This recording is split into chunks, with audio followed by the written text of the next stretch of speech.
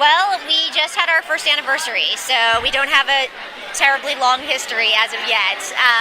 But it was Susie Winston and Gino Farfan are my partners in this space. Susie's a former Broadway dancer. Gino is I think, 7th generation flyer. And so this is our baby, and it's off to a good start. Okay, so Circus Warehouse, great space, Golden Door, you painted the Golden Door. Yes. All right. I think the regionals, they were more afraid that... Yeah, it's circuswarehouse.com is the website.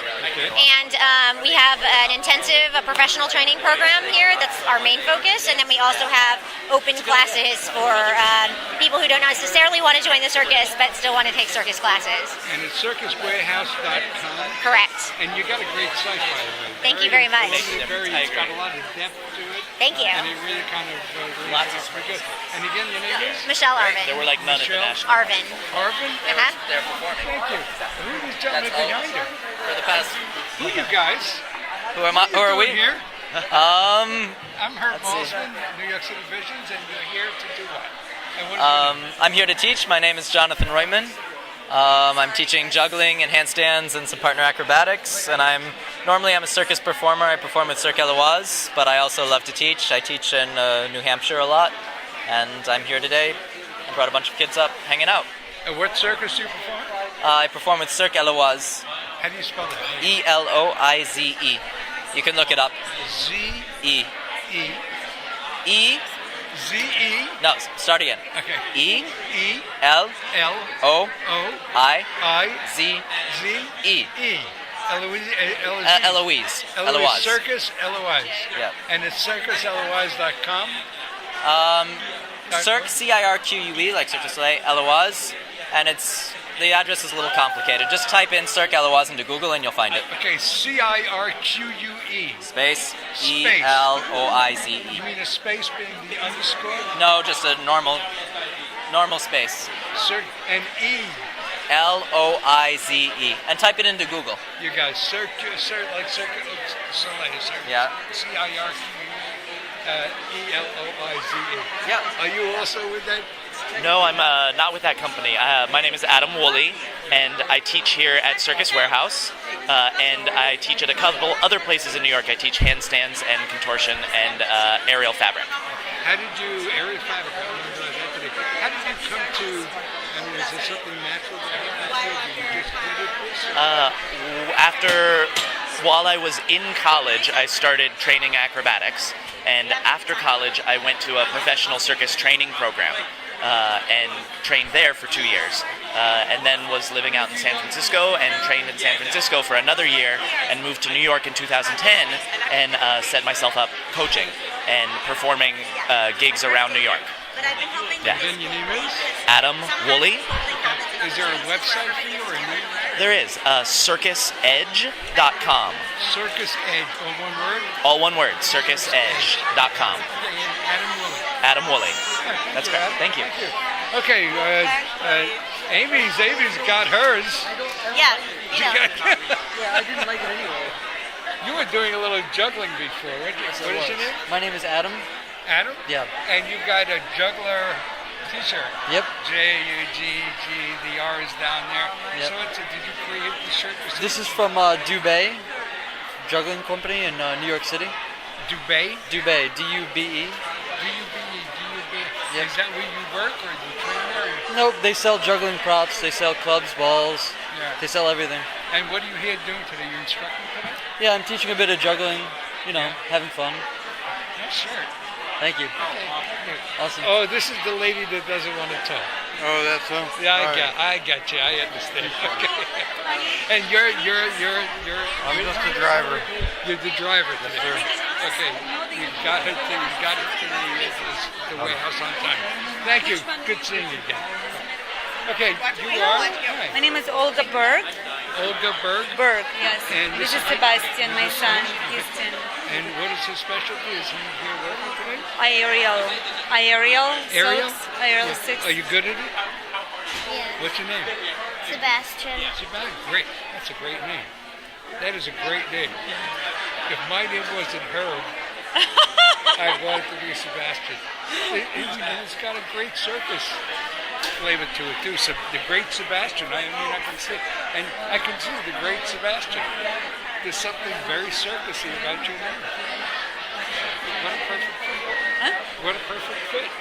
Thank you. Okay. Thank you so much. Nice to meet you. And you are? Hi, I'm Marcy Diamond. Marcy, what do you do? What do you do here? I am a performer and an instructor and a parent. Performer and circus. And I have a whole group of kids here today and from Boston area with Diamond Family Circus. The Diamond Family. So you're a performer with the Diamond Family Circus? Yeah, and a coach. Talk about the Diamond Family Circus for a second. Well, I was inspired by my daughter, who's now a teenager, and got me back into performing again. And I just kind of grew with a lot of other young people. So we do a lot of community events with the kids, and it's a blast. And we're happy to be part of AYCO. We were at the National Festival in Sarasota this year and the Educators Conference last year, and this is our first regional festival. So. And yeah. the Diamond Circus is in Boston? Boston area, yep. Is there a website for them? DiamondCircus.com. There you go, Diamond Circus. Yeah, thank you. Okay, this is your family? No, these are my new friends. Oh, your new friend. Okay, what is your new friend and your name again is? Marcy. Marcy. When you met Marcy today? Yeah. Have you learned today so far? She was coaching me earlier. And how'd it go? Pretty good. Yeah? You learned today then, huh? Yeah. All right. Is he a good student? He's a great student, yeah. He was in the acro class that Penny was leading, and I was just helping out, and he did a great job. Worked hard. Penny, the contortionist. Yes. Yeah, okay, thank you. Are you Dad? No, Okay, what is your... my name's Adam Gertzikov. I'm one of the teachers here. Okay, what is your specialty? I'm a clown, and I'm teaching 2 classes today. One in entrances and exits, and one teaching a classic clown entree. So a very typical clown entree that kids can learn and do. I was a walking clown in the Macy's Thanksgiving Day Parade in 2000. Sure. And it turned out I was the last clown in the parade because all the clowns were gone ahead. And once I started high-fiving kids, I had to keep on high-fiving kids.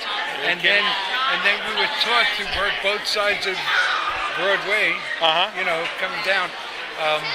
Okay, Happy Thanksgiving. No, try it louder. Happy Thanksgiving. You got to learn to make an exit, which is actually I'm teaching the entrances and exits. Yeah. You got to teach people. So at a certain point, no matter what, you could have been there forever. At a certain point, you had to show everybody, I'm done, and figure out a way to show them in a funny, hopefully, way. And that's what I'll be teaching today. Well, all I can do is hope that Santa Claus didn't pass me by. But I wound up having the kids in the bands, reacting to the people on the sidewalk because I couldn't get to both sides. So that's cool. I had fun doing it. Yeah, it's a lot of fun. Yeah. Being a clown is a lot of fun. Oh yeah.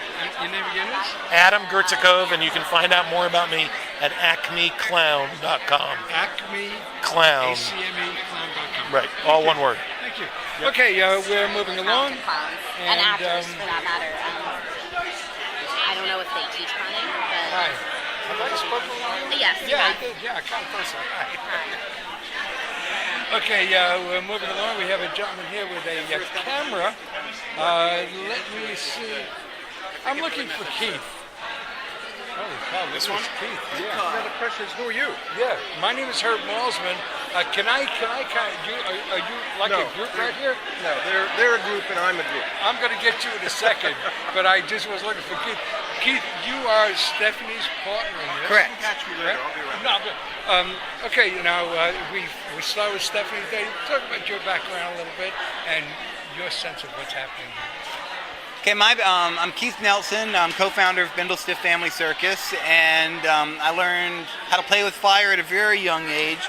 But it was in college that my best friend was a juggler, and he basically taught me David Hunt, who was earlier president of AYCO. He was basically the fellow that showed me how to juggle. I showed him how to eat fire, and we started just kind of goofing around, a little bit of street performing. And that was 20-some years ago. Moved to New York, got a job as a fire eater, and it was at that moment that I was like, wow, you can make a living doing this. Fire eating's not that healthy for you, so I started expanding my horizons and learning some new skills such as sword swallowing, developing some of the more circus skills, the juggling, prop manipulation. How much call is there for a fire eater? I mean, do you get a lot of calls for that?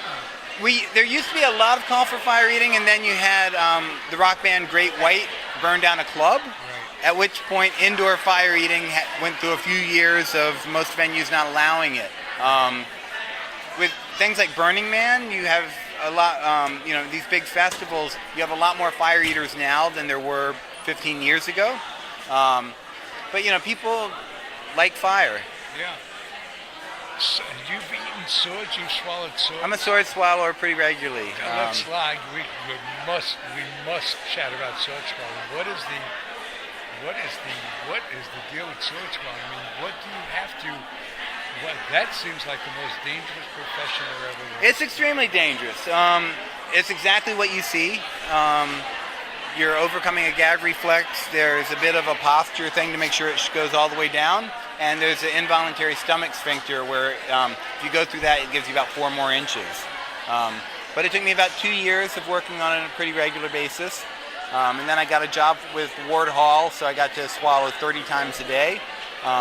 And that definitely helped. So the gag response, that's wanting to barf. Yes. As it's going down.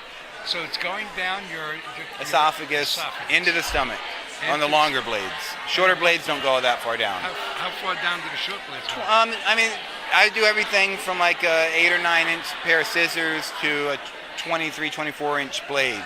And you said something about extending your esophagus? There's a stomach sphincter right before you enter the stomach. That's an involuntary muscle. If you get that to open, you get a few more inches. Oh, the stomach sphincter. Mm-hmm. Is that the same one that releases when you... No, that's same idea, but different location. It's right at the top. It's right where the esophagus meets the stomach. If you have like a hiatal hernia, it's that area. So the esophagus meets the stomach, but there's a valve there. There's a valve. That's involuntary, but it will open. How do you get it to open? I don't eat for a few hours before I swallow. So I think it basically thinks that food is coming and just lets it through. So if you don't eat for a while, it automatically opens up. It seems to. I'm not really sure exactly what's happening down there. It just works. Wow. Have you been injured doing this? Only time I've been injured was, or it's more from just 2 minutes, like working carnival sideshow, where you're doing 15 to 30 shows a day. Just a friction. So I've never had, knock on wood, an issue from puncturing, but just from working too hard for too little money. What is it? Is it certain muscles that you've gained here because you're doing this? You learn to relax it. Is it tougher than mine would be? My passageway would be? It's a conditioning. Breathing, relaxing into it, and figuring like. Can you bend over when you're swallowing? With shorter blades, you can. As long as I've never tried one that actually is in my stomach, but yeah, you can bend with a blade down the throat. You look forward to? Do you have to train? Is this something that? I don't train anymore on it. In the beginning, absolutely, it was daily regimen. So sword swallow. Yeah. And we learned today that bindle stiff is actually like the hobo. The stick in the bundle is what it became, and then it became synonymous with the individual. So you're but we're not teaching sword swallowing today. Okay. I'm doing prop manipulation. What is it? Prop manipulation. What I've been teaching today is like classic gentleman juggler material of like mouse sticks and bottles and plates and things that you can find around the house. Right. And build an act around that. Okay, give us a website again for Bindle Stiff. Bindlestiff.org, BINDLESTIFF.org. Right. And is there another website we need? We've got that one. There's my clown is running for president. My clown, Kinko. Would that be Rick Perry? No, Kinko. He's not. Perry's not a clown. He's just.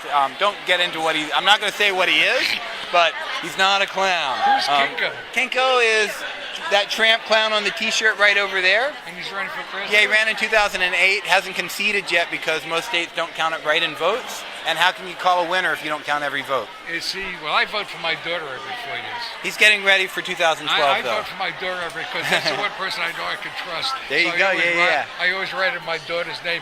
I've written her for senator in the off Has she won yet? No, she hasn't. Not yet. No. But she's my favorite. politician. Absolutely. I'm all about the write-in votes. There you go. Yeah. Okay. So And then we have also thebindlestiffs.com, which is a webisode series that we're doing. What was that? Thebindlestiffs.com.